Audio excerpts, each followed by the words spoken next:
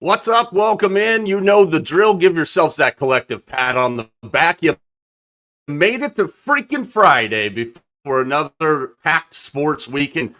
So many things going on in the sports world. We're going to take you through as much of it as we can here. Set you up for what's going to be an interesting Friday night on the NBA hardwood. Interesting weekend on the college basketball hardwood. And obviously, as we know, we've got some heavyweight battles in the college football world as everybody's jockeying for position to try and get into the college football playoff. Also got some thoughts on last night's Thursday night football game. And, man, when you thought a couple of years ago the Patriots, after Tom Brady left, that was, all right, we don't have to hear about these guys for a little while. Well, I've got news for you. Or do I? Real interesting takes being thrown out against about the Patriots right now and what they've done and getting to this point. Seems like we could have done this a whole year earlier, if you get what I'm saying there. We'll talk about that in a little bit here. Feel free to comment along if you're watching along. As always, follow us on all of our social channels at Mike Arana Show everywhere but Snapchat because we're not 12. And as TJ would say, Snapchat sucks. Also, do me a favor. Do us a favor. If you like the show, you've been watching the show for a while now. We've got some people that have been watching since day one. Shout out Jay Uso. The day ones. But we talked to a lot of people. It happened just last night for me, too. Fiance and I went to run some errands. Got that done conveniently timed right at the beginning of Thursday night football. Sat down, was talking to somebody at our little local watering hole that we like to go to. And he's like, man, I haven't seen any of your guys' stuff lately. What's going on? I'm like, well, you subscribed to the channel, didn't you? Yeah, oh yeah. We go through, we check his stuff. Wasn't subscribed to the channel. You'd be surprised how many things you think you're subscribed to that you want to see on a regular basis. And you don't. I know sometimes with our audience on YouTube, I've seen this happen as well. You could be subscribed for a while, and then all of a sudden, randomly, you're not subscribed, and then you subscribe again. Just do us a favor. Check that like, follow, or subscribe button. Make sure you're subscribed. Tell your friends. Let's go. So many things to talk about, though. We've got a couple of headlines we'll get to before we get into the nuts and bolts. Again, I'll have some thoughts on Thursday Night Football. We'll talk about Friday Night Lights. And we're going to talk about the new Giants manager, Tony Vitello, in San Francisco. Interesting stuff already happening there. Butthurt, maybe? I don't know. We'll talk about that at the end in our final word on Friday. Again, feel free to comment along if you're watching along. Who do you love this weekend? Who do you got some action on? Who's your upset picks? It's Friday, man. Act like you're working. Let's have a conversation here for the better part of the next, 45 minutes or so.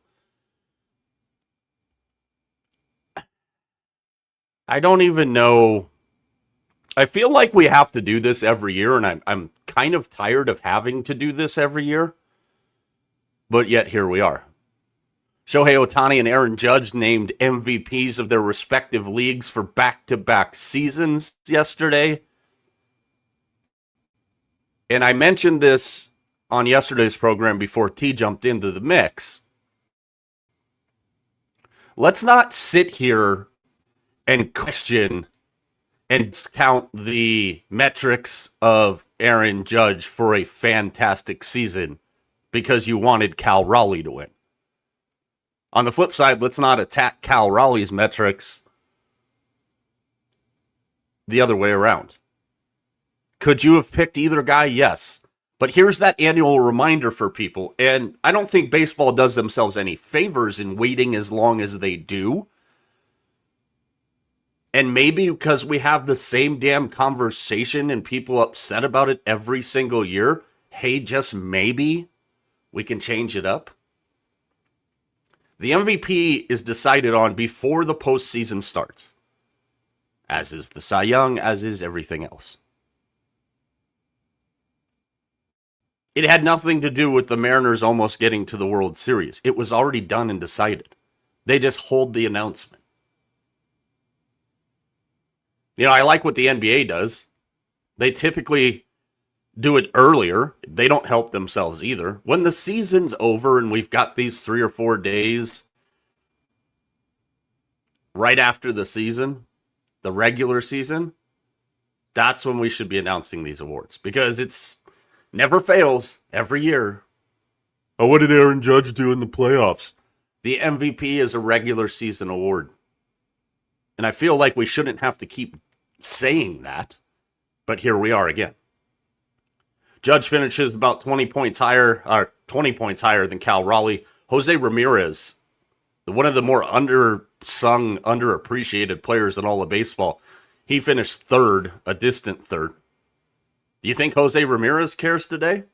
No, because he got a $150,000 bonus for where he finished in the MVP voting. Bobby Witt Jr. of the Royals was fourth. Tarek Skubal of the Tigers, who won the Cy Young, he finished fifth in MVP voting. You know what? We made that bet on Tarek Skubal to be the MVP right around the All-Star break. Gave us a hell of a run, fifth in All-Star voting. Shows you how dominant he's going to be. Please, Detroit, for the love of anything, you cannot let Tarek Skubal walk out the door. Get him under contract for the long haul, and you're going to be right in the mix every year. Shohei Ohtani, 4-time unanimous MVP. Kyle Schwarber, second, and a very distant second to Ohtani. Juan Soto, third. Geraldo Perdomo of the Diamondbacks, another guy we talked about late when the Diamondbacks were making their surge. The reason the Diamondbacks were in it was basically on the bat of Geraldo Perdomo. So nice to see him get some love and some recognition there. Trey Turner of the Phillies finished fifth. Ohtani joins Hall of Famer, had already joined Hall of Famer Frank Robinson as the only player to win MVP in both leagues. He is the only player among the 4 major American professional sports with more than one unanimous MVP. Now he's the first player in Major League Baseball, NBA, NHL, and NFL history to win both an MVP and a championship in each of his first 2 seasons with the team. Somebody stop the Dodgers. Sounds simple, right? No, because we're about to head into another offseason where the Dodgers sign 11 injured pitchers, and they'll all be ready to go by next August. You know what the game plan is for the Dodgers. We've talked about it. We've busted Max chops about it the last couple of weeks. He's sitting there by the GM window going open, open, open, like the old MVP or the old Mervin's commercials. Man, Mervin's was the MVP back in the day. You know what the plan is for the Dodgers. The offseason has already started. And obviously, as we get into the offseason for baseball here and really get into some teams making moves, you're going to see what the plan is. Some owners need to shut their damn mouths, like in San Francisco. What a way to start free agency when your owner's flapping off at the gums about how they're not interested in long-term pitching commitments. Man, what a sale. Way to put Buster out there. Shut your mouth. Other owners, spend some damn money. It's going to be really interesting baseball offseason because you know what the benchmark is. What does Toronto do with Bo Bichette? Can you really afford to watch Bo Bichette walk out the door? They were that close.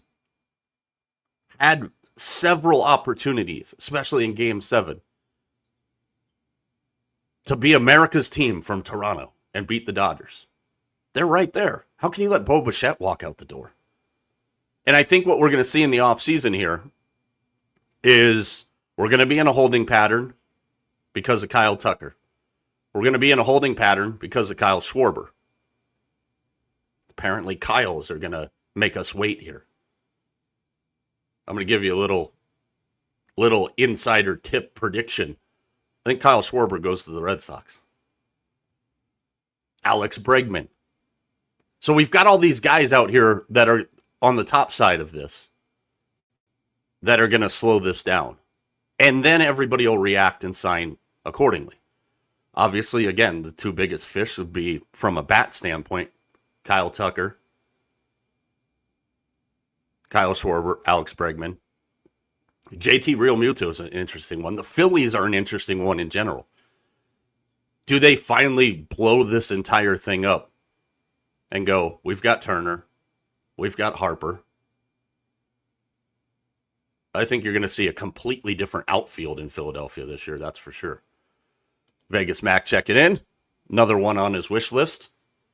First base. Why can the Red Sox never figure out first base? Pete Alonso is another one of those top-heavy ones that's going to dictate when this market does or does not do anything. So, plenty of stuff to talk about. But again, I feel like we shouldn't have to remind people of that, but here we are again. College football news. Mac mentioned this the other day. Virginia quarterback Chandler Morris. The Hoos are underdogs at Duke in the ACC that we're going to talk about here in just a second.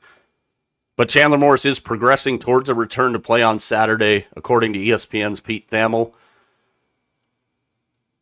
He's working his way through the concussion protocol, so it's a wait and see kind of thing. In what's a massive game now in the ACC. And, we talked about it yesterday a little bit. The chance that the ACC champion can be bypassed in the college football playoff, and Miami gets in as an at-large bid. Maybe ACC as a collective unit here, you guys should figure this shit out.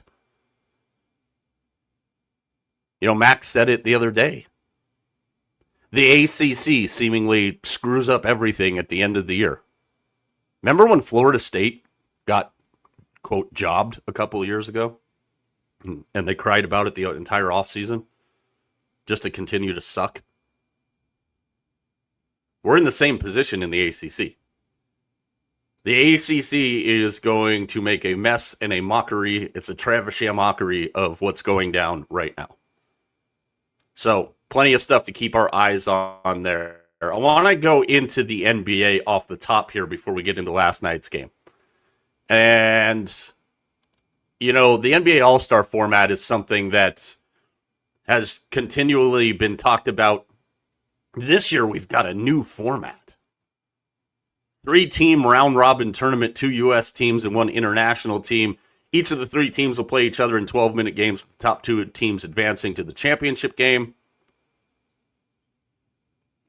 Point differential will serve as the tiebreaker if needed. Maybe, just maybe. Here's a thought. Adam Silver and the rest of the NBA executives are trying to figure out what piece of spaghetti will stick on the Intuit Dome wall this year and wherever they're going for the All-Star game next. Maybe they're just suggesting dumb shit for the All-Star game on purpose to make these guys play harder, and eventually the players just go, all right, screw it, we'll go back to East-West and we'll play hard. Whatever. I mean, the NBA All-Star game, as we know, has been going down the tubes for a while, and whatever you want to try and do to make spaghetti stick on the wall, you go for that. But I think everybody that's kind of tuned into the NBA so far this season, it's getting a lot bigger buzz early in the season than it normally does. Is it going to surpass anything that college football or the NFL is doing right now? No. But there is a more palpable buzz around the NBA to start the season than we've ever seen before. Well, why is that? I think it's simple. I think it's 3 letters. NBC. Sometimes we can try and rethink the wheel and reinvent the wheel, whatever you want to say. Sometimes it's just as simple as give us better quality coverage. Now, if you saw it the other night, Mike Tirico was doing the game in Philadelphia. And some dude behind them in the front row is just chirping the refs the entire game. And Tirico talked about how they like to have the in-arena sound because it helps set the environment. Tirico turns around mid-broadcast and is talking to this guy, got his name from where he was from. And I just... Freaking Vegas, Mac. Maybe that's part of it. Who knows? DJ's favorite basketball player in the NBA, LeBron James. But I think NBC's coverage has a lot to do with this. And I want to give Amazon credit, too, by the way. That group that they have with Taylor Rooks, Steve Nash, Dirk Nowitzki, Blake Griffin. You know, Amazon's Thursday Night Football coverage with Gonzalez, Fitz, Carissa Thompson, Sherm, Big Wit. They do a great job. The NBA crew on Prime, I think they've done a really great job as well.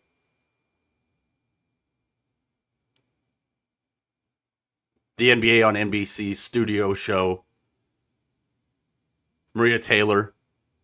But I think NBC figured out something that was so simple that a certain other network that covers the NBA still hasn't figured it out. So complex for some of these sports networks to figure it out, especially the ones that have more than 3 letters. The quality of the coverage was the mystery, ESPN. I mean, as far as AI to regenerate the legendary voice of Jim Fagan. I talked about it, before opening night, man. As soon as you hear Round Ball Rock, it brings you back to a time where the NBA was a hell of a lot of fun to watch. Showing the starting lineups. Michael Jordan's on the coverage. We got people complaining about that. Oh, well, they told us Michael Jordan was going to be a part of the coverage. I didn't know they were going to just interview him in his house and chop it into a bunch of 20-minute mini interviews. Who cares? It's Michael freaking Jordan.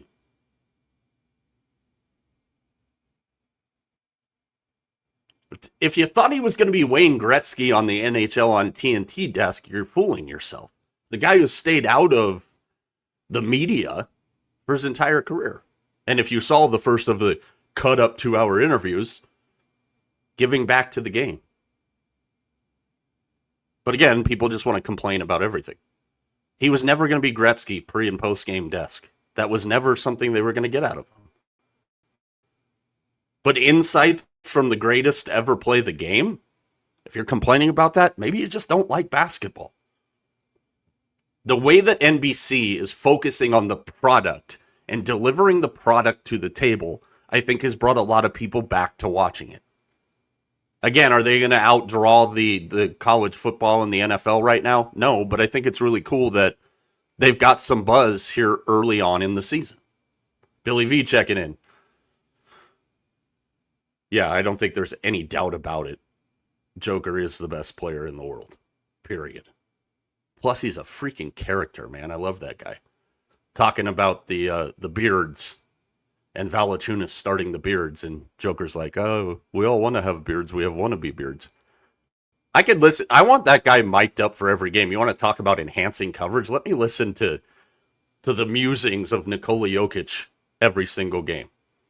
So, I think it's a good start for the NBA. I think they've got some good buzz. The All-Star thing is the All-Star thing. I don't think anybody really cares. You can keep trying whatever form. I'm going to watch it because I'm a hoops junkie. Has it been rough to sit through the last couple of years? Oh, my goodness, yeah. It's been brutal. NBA Cup back in action tonight. Warriors and Spurs, Heat and Knicks, Nets and Magic, Sixers and Pistons. Very quietly, the Pistons are 10-2. 5-1 at the Pizza Palace where they're playing tonight against Philly, who's off to a really damn good start. Tyrese Maxey is having a ridiculously historic start to the season. By the way, one more thing on NBC coverage as it pertains to the Sixers. If you caught the beginning of the coverage the other night with the Sixers and Celtics, Marv Albert, yes, with the voice intro. It's those little touches and not a bunch of people screaming and yelling at each other on a set is what we want to listen to. More of the inside guys, more of the rest of it. Blazers and Rockets tonight. Heat and Bucks. The Sacramento Kings are an absolute downhill dumpster fire right now. Can't wait to see that thing completely implode. Lakers and Pels, Clippers and Mavericks. The 3-9 Mavericks. Woof. Let's get into Thursday Night Football last night. As we saw, New England just keeps winning. And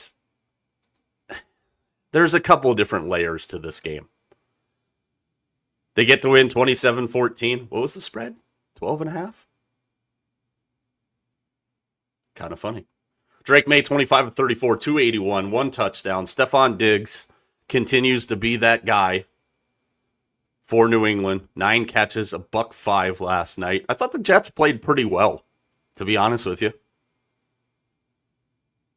But it was kind of what we talked about. If the Jets got down early and they had to make passes, that was not the recipe for success for the Jets last night. Again, we talk about this every week when we go and dive back into the Thursday night football game. You know, a difference of over a yard per play for the Patriots compared to the Jets. You know, I made this comparison the other day, and I'm going to keep reminding you of this comparison because I think it's worthy. I still really do feel like the Patriots are last year's Commanders. The Patriots just have a better defense. 2 coaches I absolutely love. Mike Vrabel, Dan Quinn. Young, talented quarterback. Options. I'm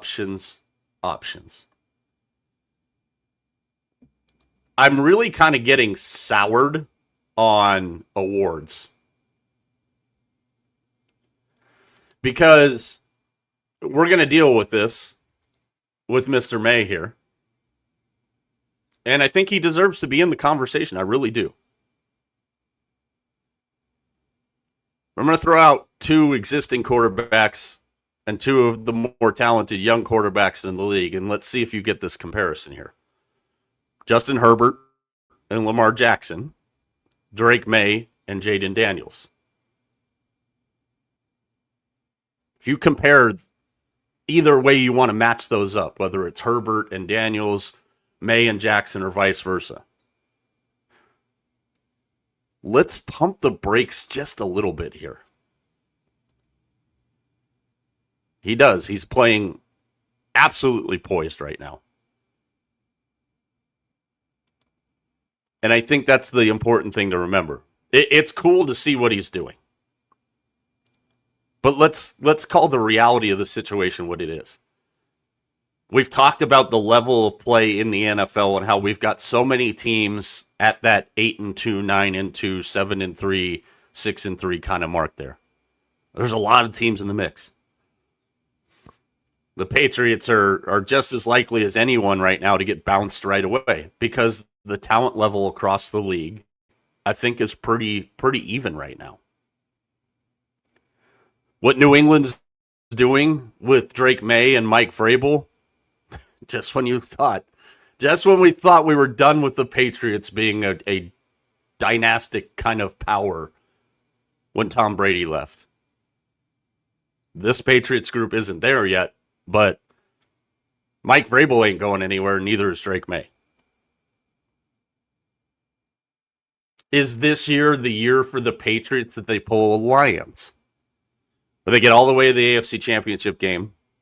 Think Detroit against San Francisco a couple years ago. I think we could be looking at the exact same scenario for the Patriots if they were to get there. And if they continue where they're at right now, the AFC might end up going through Foxborough.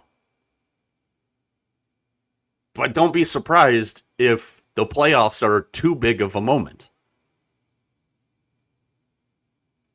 If you want me to give you an accurate assessment of who New England really is, I'll wait until they play Buffalo again and they play on the road at Baltimore.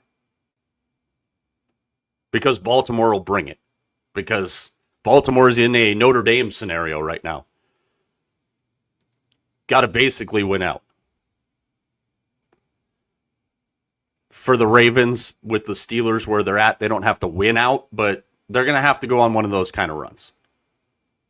But those 2 games for New England is going to tell me who they really are.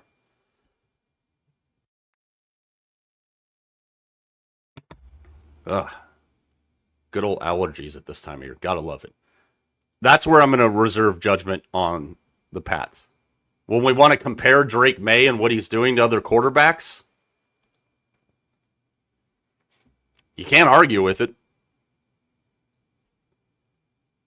Look at that list. Drake May and Daniel Jones, followed by Herbert, Stafford, Mahomes, and Prescott. Sam Darnold hanging around. Huge game for the Seahawks this weekend against Matthew Stafford and the Rams. But you can't tell me right now that Jonathan Taylor shouldn't be the favorite for MVP of the Colts. And there's no reason why the Offensive Player of the Year can't be a quarterback and the MVP can't be a running back. It's not that it's never happened, it just doesn't happen a lot. And over the last couple of years, it's turned into a glorified quarterback award, as we know. Look at Mac Jones, the top 12 on that list. We'll get to the 49ers here in just a second. Jonathan Taylor's the MVP right now. Is it going to end up that way? No, it's not. Because if you look at this, there's your MVP favorites, and this is up to date as of the completion of last night's game. May, Stafford, Mahomes. Taylor's fourth. Lamar Jackson on the list. Don't really think he belongs up there, but hey, it is what it is. Bookmakers will take sucker bets all day long. How about the year Josh Allen's having? Buffalo's defense has more holes in it than Swiss cheese right now. And look where Buffalo is. The job that Patrick Mahomes has done. I think it's going to be an interesting race. My lean, as far as what MVP means to me, still Jonathan Taylor. I'm not saying Drake May couldn't, shouldn't, or won't. But as we know, it's a week-to-week league. And unless you're a Packers fan that thought the Lombardi was coming back to Cheesetown for a spotted cow parade after week 2, it's a week-to-week league. There is also a really good possibility that New England wins 13 games this year. They win the East. They get a bye.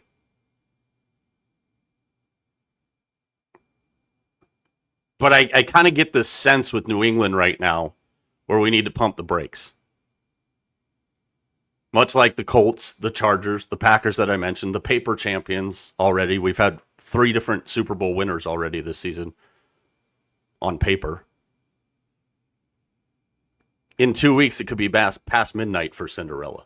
What they're doing is fantastic. What Drake May is doing, fantastic. Let's just pump the brakes a little bit here. Because he could go out and just lay an absolute turd down on the field in one of their next 2 games, and then everybody's going to be like, see, Drake May is not, it's a snap overreactions. That's the NFL. It's part of why we love it. This guy. Vrabel's on the take. I have evidence of it. He told us going into last night's game that Travion Henderson was going to get a big load. He didn't tell us which load. He didn't tell us it was a 3-touchdown load. He just said he was going to get a big load. Can we share the wealth? Coming from a guy who had touchdown bets on Stephon Diggs and Demario Douglas last night. Henderson got a big load. And the thing that's scary about the Patriots, rookies on the offensive line, rookie in the backfield. And Herbie said this on last night's broadcast, and I think this is also very important to understand. When they get Stevenson back, Booty, Gibson, what do you do with a young quarterback? You surround him with talented weapons. Here's my other problem with this situation. Jaden Daniels and Dan Quinn came in together. Drake May and Mike Vrabel did it. So it makes you wonder, what the hell was this guy thinking?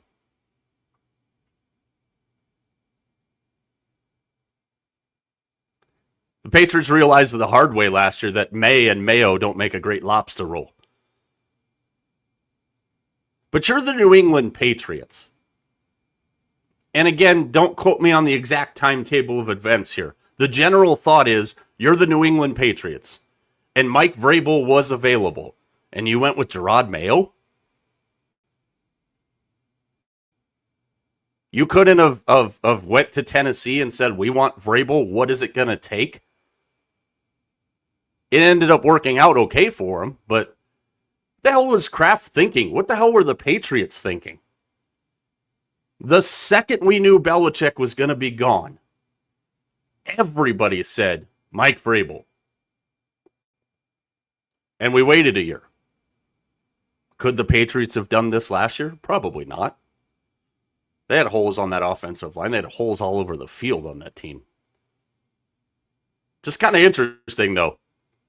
You're the New England Patriots. You could have went to Tennessee and offered them any number of things and got Vrabel right away if he wasn't available. But he was available, and you still waited. Maybe it works out for the better here in year two. So, the Patriots keep winning, and when you look at their schedule, I don't think you can look at their schedule and say that they're not going to continue to win. They're 9-2 right now. Their next game at Cincinnati. Then they play the Giants. Then there's that rematch with the Bills and the game at the Ravens in back-to-back weeks. And then, of course, they finish with the tough gauntlet that is the Jets again and the Dolphins. How many of us would love to see that Patriots-Bills game in the last week of the season, Sunday Night Football, to decide the East? We're not going to get that opportunity. But it would have been a cool one to see. There is no rhyme or reason in scheduling there. For the Jets, again, it is what it is. I thought they played well last night, but the Jets are going to jet. They go to Baltimore next, then they have Atlanta, Miami, at Jacksonville, at New Orleans, and then the Jets finish with the Patriots and at the Bills. I can't wait to see how they screw up all those draft picks. But as I mentioned, we've got a big weekend in the NFL. You know, we went through a couple weeks ago where we had a complete, just turd slate of games. Last week, the afternoon slate of games, not very interesting. This week, buckle up. Bucks and Bills. Came out today. Buffalo will not have Dalton Kincaid in that game. That's not easy for Buffalo to deal with because I talked about it the other day. The problem with Buffalo is if 17 or 4 aren't making plays in the offense, they really have nobody else other than Dalton Kincaid that can go down and separate himself and make plays down the field. Tampa Bay needs that win bad, too. They need that win bad. This doesn't even sound right to say, because on their heels are the Carolina Panthers. The Panthers get the Falcons coming back off of the international trip. It is a home game for the Falcons. But this team can't do anything right. Atlanta, 3-6. And at times have looked like they could very easily win the South this year. And then at other times, they look like they belong in the top 5 of the draft. Bears and Vikings. It's another interesting one. With the Bears in a playoff spot now. The J.J. McCarthy experiment still going on. Can the Bears put something sustainable together here? I think that's a tricky spot for them. Packers and Giants. Man, that game might be the first of 17. But our guy Jameis Winston starting for the Giants under the direction of interim coach Mike Kafka in New York. This was great from the sports memery. Giants interim coach Mike Kafka once went 47 of 78 for 4 touchdowns and 5 interceptions in the 2010 Outback Bowl as Northwestern's quarterback. So yes, Jameis was always his destiny. Listen, this is what we know about Jameis Winston. He's going to make plays. He's going to throw touchdowns. He's going to throw interceptions. He's going to have fun out there. That game, has the chance to get ugly. And it's not just because of the Giants. That Packers offense can't score.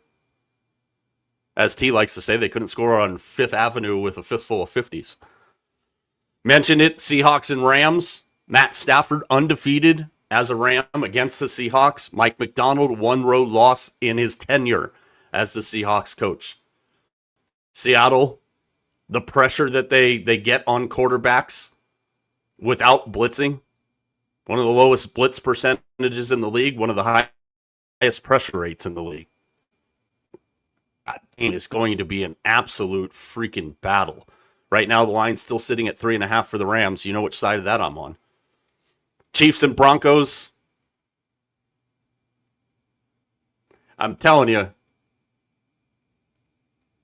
I think the Chiefs have been waiting for this game for quite a while. And I think the Chiefs are going to absolutely put one on the Broncos this weekend.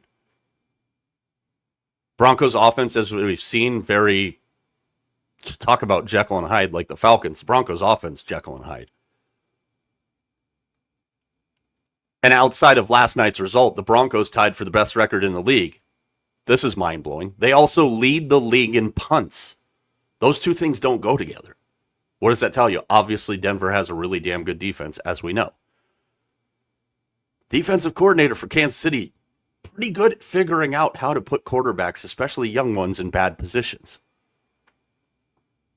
Very interested to see the Broncos offense against Spags defense. Obviously, Sunday Night Football, we've got a massive one, Lions and Eagles. Teams vying for the top spot in the NFC. And then we wash it down with some dirty toilet water as the Cowboys and Raiders play on Monday Night Football from Las Vegas. Cowboys fans, Raiders fans, Las Vegas, what could possibly go wrong? San Francisco gets an Arizona team in Arizona that couldn't even practice on Wednesday. No Marvin Harrison. Cardinals banged up all over the place.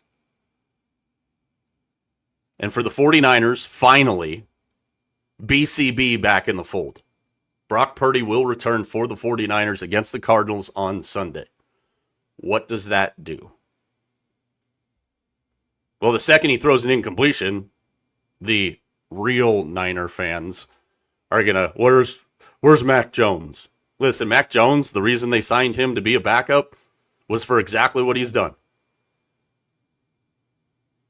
But there's things that Brock Purdy can do with that offense that Mac Jones can't.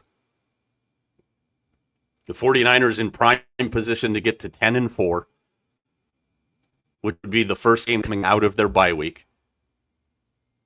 Their next 4 games, not tough. And I think the Niners have done a really good job at positioning themselves for a playoff push, despite everything that they're dealing with. Niners' next 4 games, at Cardinals, Monday Night Football at home against the Carolina Panthers, at Cleveland, which has been a little house of horrors for the 49ers, especially over the last handful of years. Then they have a bye week, then they play the Titans. The finish of the season for the 49ers, very interesting. Monday Night Football right before Christmas, they're at Indy, a game that probably very meaningful for the Colts at this point, especially if we project what the AFC top side of the AFC is doing. Then the Niners have a Sunday night game against the Bears in Santa Clara. Meaningful game, obviously, for the Bears and for the Niners, likely at that point. That could be the game that decides whether TJ has to wear a Caleb Williams jersey in the playoffs for the Bears or not. And then the Niners finish. We talk about Week 17 games that we want to see, depending, obviously, what happens with the Rams. Niners finish with the Seahawks in Santa Clara. Is that the game that ends up on Sunday Night Football? So a huge weekend in the NFL this weekend. It does start with our final international game from Madrid. The Commanders and Dolphins. Man, nothing says wake up on a Sunday morning early like Tua Tagovailoa. Easy for you to say. And Marcus Mariota from Spain. Yeah, no, please. I'll be up, but no, please. College football, we've got some Friday night lights tonight. Another huge weekend on the college football slate. And for a Friday schedule, I kind of like what I'm seeing here. Start with the early game, Clemson and Louisville. We've talked about the ACC. Let me paint the AFC or the ACC, not the AFC. Let me paint the ACC in a perfect descriptive picture for you here. The ACC is a Taco Bell bathroom at closing time on a Friday night in a dive bar parking lot that doesn't serve food. That's literally what the ACC is. Now that you have that descriptor. Clemson at Louisville tonight. One of whom is fighting to get out of that nasty bathroom, and the other has the mop. Dabo would be holding the mop at this point.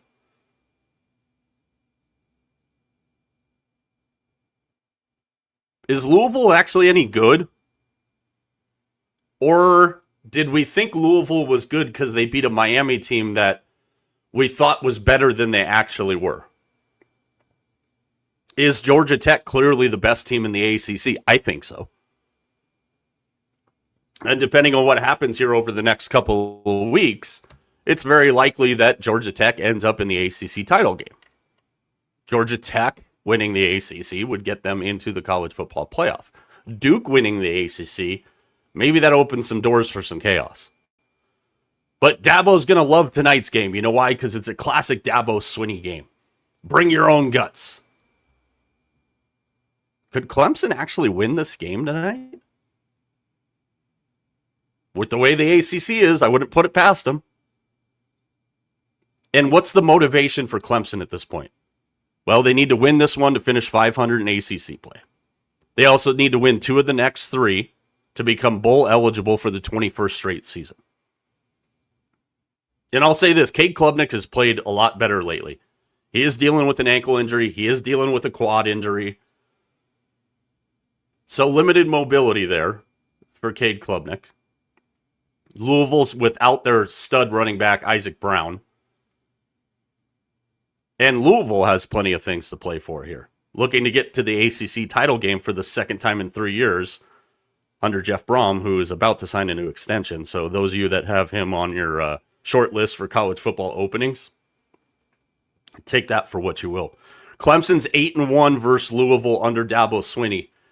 And I think Cal's upset of Louisville is a very good blueprint for Clemson to follow in this game. Louisville runs the ball well.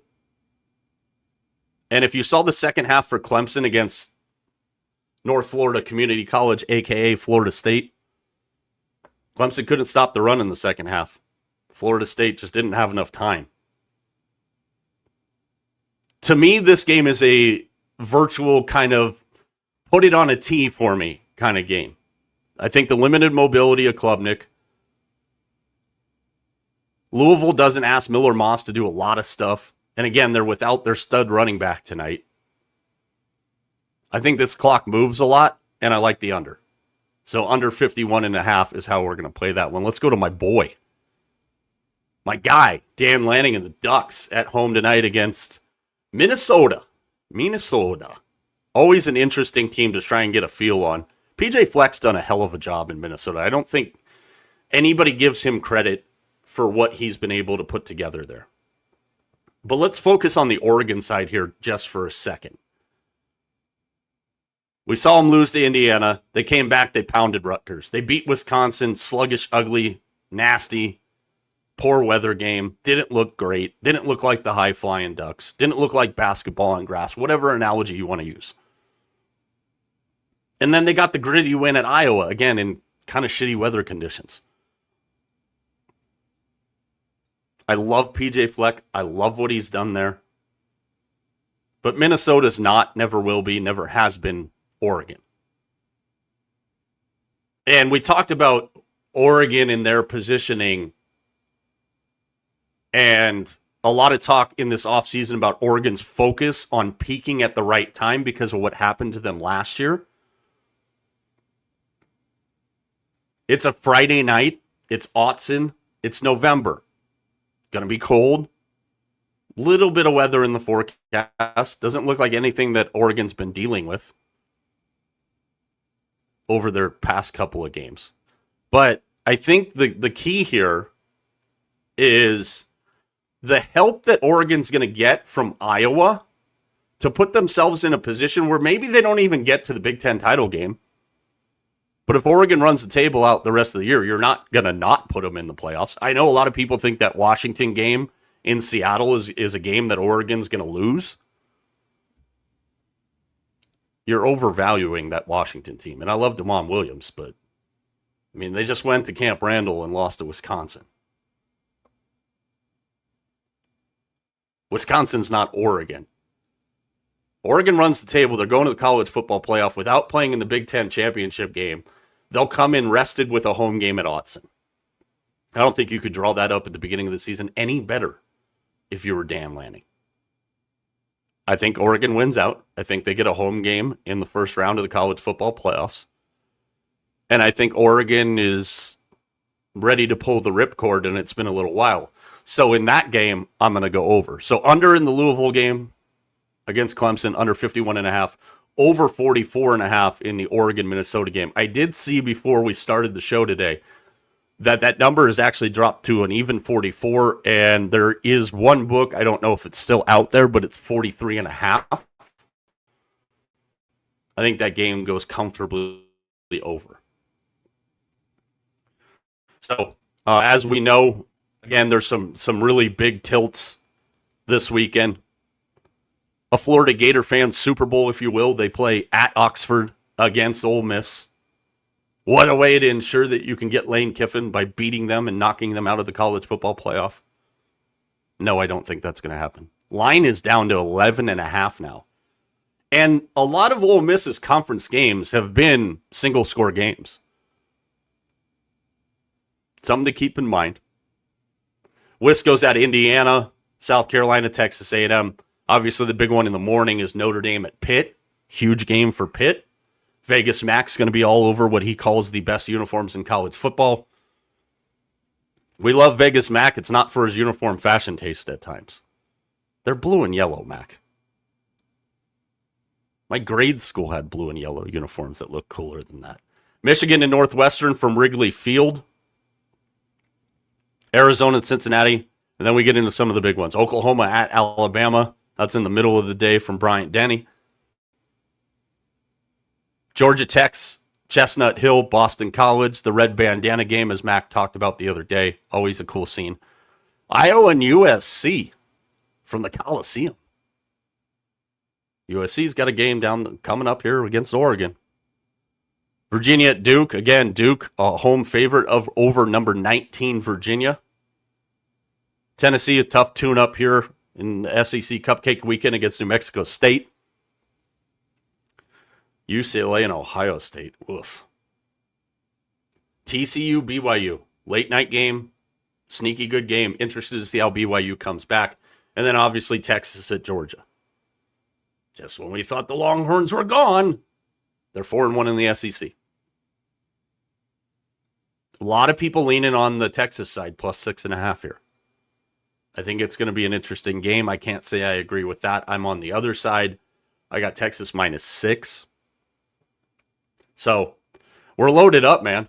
We are absolutely loaded up. And if you're a sports fan, you have zero to complain about right now. Unless you're a fan of like Pelicans, the Arizona Cardinals, the Jets, then you have plenty of things to complain about. And that gets me to the final word here on a Friday. Again, follow us on all of our social channels at Mike Arana Show, everywhere but Snapchat, because we're not 12 and Snapchat sucks. The Big Mac kickoff game tonight is that Notre Dame Pitt game, so Mac will have his thoughts on that. If you were on the channel today, you saw the first dropping of the actual rankings, and Mac ranked his hole this morning. And it included the Montreal Canadiens, and if you know the program well enough, I'm surprised Mac was able to get through that in one solid take. Doesn't matter. The Sharks are winning the Stanley Cup anyways. Tomorrow morning, I'll have some more specific thoughts on our channel about Oklahoma and Alabama. After dark, TJ's game is Texas and Georgia, 5 for 500, and then our usuals on Sunday. And that gets me, without further ado, to the final word.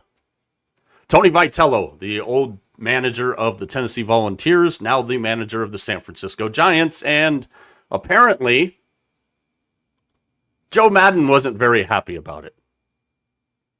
Everybody's like, it's taking you a second. I know. Joe Madden. Oh, that Joe Madden. A quote to the San Francisco Standard from Joe Madden. Actually, let me pause that. A quote to KNBR, a sports leader in the Bay Area, by Joe Madden, who was, quote, insulted by the Giants hiring Tony Vitello. Quite frankly, Madden said, I'm using the word insulting only from the perspective that it appears as though you don't have to have any kind of experience on a professional level to do this job anymore. Jealous much, Joe? And technically, the management and ownership of the Pirates, the Nationals, the Rockies, and the White Sox proved that theory otherwise. That you can do this job and have no professional experience. If we're not paying attention to results, I mean, technically you can have no experience and do this job. So a few things can be true in what Joe Madden said here. Number one, Joe Madden's offended, butthurt, salty. You insert your adjective there. Number two, Tony Vitello is an incredible friggin' troll. And I'll tell you why here in just a second. And number 2B, I think, is the important thing here. That Tony Vitello is that shot in the ass of adrenaline that the San Francisco Giants have needed for a long, long time. Very good point here by Vegas Mac. Yeah, I mean, with NIL, you're basically already kind of being a pro manager at the college level. This is where I love Tony Vitello, and if you're a Giants fan, you should be excited. This is what Vitello told the San Francisco Standard. Quote, I get it. I just wonder if he'll still take my call because he, Madden, was on my list of people that I wanted to call and seek out advice. There's a couple of very specific reasons for that with his history. So I wonder if he'll still take the call. I've used him as an example often in recruiting. One thing that we did at Tennessee was really try and allow the guys to be who they are. See Drew Gilbert. He's a psychopath. That kind of became our brand name, and that's something that Madden did with the Cubs in particular.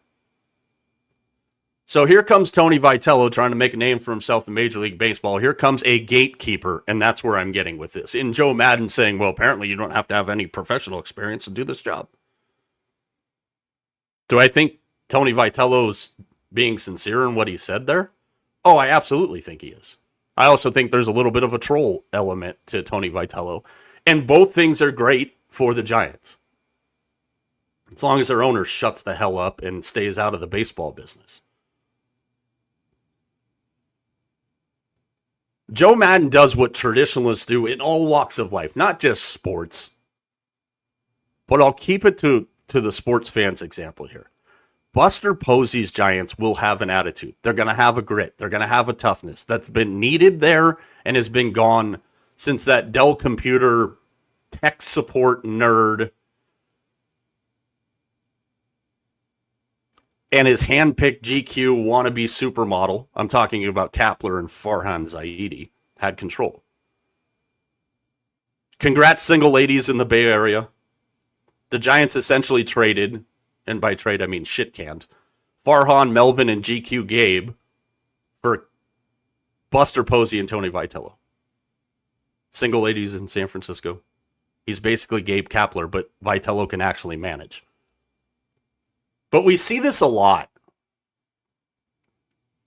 And this is the one thing that I will push out there, and hopefully we stop doing this as a general group of people as a whole. And to keep it to sports. Sports fans are so passionate. They're so dialed into their teams. And I see this a lot on X especially. And, cite the source there. Keyboard warriors. Unite on X. I can say anything behind a keyboard. But I'll see people legitimately go, hey, I'm just getting into hockey. I don't understand why this happened. And 90% of the comments you see is just some dipshit saying, oh, well, clearly you've never put on a pair of skates. Don't gatekeep your sport. There's so many people that are gatekeepers for shit, and this is a perfect example. I'm not managing. Buster Posey did something out of the box, and I'm going to whine and cry about it. And Vitello goes, hey, man, I hope you take my call. What I find really funny is there's more gatekeepers in the sport of hockey, I think, than anything else. Let's just appreciate people's passion for doing stuff. Let's understand that it's okay to think outside the box. And I've talked to several friends and family about this Vitello situation, and everybody's asked, what do you think of Tony Vitello? I think whatever you were doing in San Francisco, going back to when Bruce Bochy was pushed out of San Francisco, has been ass backwards for the last 3 years. You know, we're talking about a team that's got the 4th most World Series championships in all of baseball. Just by the Dodgers. I know that makes everybody feel great in the Bay Area. But let people chase what they want to chase. Let them buck the trends. Let them think outside the box. Stop being a gatekeeper for shit. It's a bad look on you. You know, Madden, maybe he's butthurt that even the Colorado Rockies didn't want to talk to him. And when did Joe Madden care about managing again? Has anybody heard from him? We don't need to have a key to the gate of differentiating opinions. Let people chase what they want to chase. Build what you want to build. Do what you want to do. Stop being the old crusty man in the corner, Joe. Be genuine, be you. You do you, boo-boo. NBC's likely getting baseball back. Maybe they hire you for insights and gatekeeping opinions like that. So there you go, Vegas Mac. Maybe I'm a little more pumped up for baseball season earlier than I normally would be. Because I want to see what this guy can do. And I believe he's going to be able to get the job done. And why can you take this chance if you're the Giants? Your lineup's pretty much set. Second base, right field, big question marks. I'm sure the hope for some Giants fans was a catcher that could actually hit his weight. But Bailey's a hell of a defensive catcher. Give me a second baseman, give me a right fielder, and fix the pitching, and let's go. Use a Billy Napier quote. Spot the ball. That worked out well for him. Here's the thing, and remember this. You wouldn't yell from your mom's basement for her to go grab you another grape soda. So don't acknowledge the jealous haters that'll yell from mom's basement to get another grape soda. Don't be salty. Don't be friggin' sour, man. Good Lord, Joe Madden. Thanks. I didn't even know what you were up to. Now I know. Whining and crying. Unbelievable. Last piece of news here. I got this yesterday. I saw this. We've been talking, obviously, ad nauseum about the DirecTV, or the DirecTV, date myself there, the YouTube and ESPN pissing contest between Disney and Google. Just wanted to pass this along. Joe Pompliano threw this out on X yesterday. And apparently the CFO for Disney, or for Google, for YouTube TV, has said, we are prepared to take this as long as it needs to go. So just when we thought we were getting a resolution, we're not.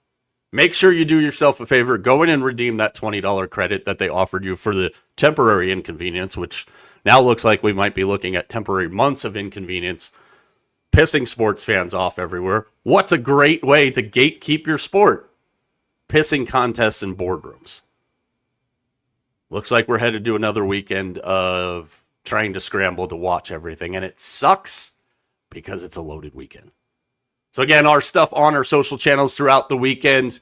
Again, we'll be back in this same spot on Tuesday night as per usual. Mac and I will react to the newest edition of the college football playoff rankings, give you our winners and losers from this week on the college gridiron. We'll also recap what shapes up to be a hell of a weekend in the NFL. We'll get into a little college hoops as we get really rolling with that. Fun time, man. It is a fun friggin' time. So for everybody behind the scenes, for my two co-hosts, TJ and Vegas Mac, It's the weekend, man. Let's get it done. Follow us on all of our social channels at Mike Arana Show, everywhere but Snapchat, because we're not 12. Snapchat sucks. You have yourself a great loaded weekend in sports, however you're going to watch it. And we'll talk with you again next week. I'm Mike. You know the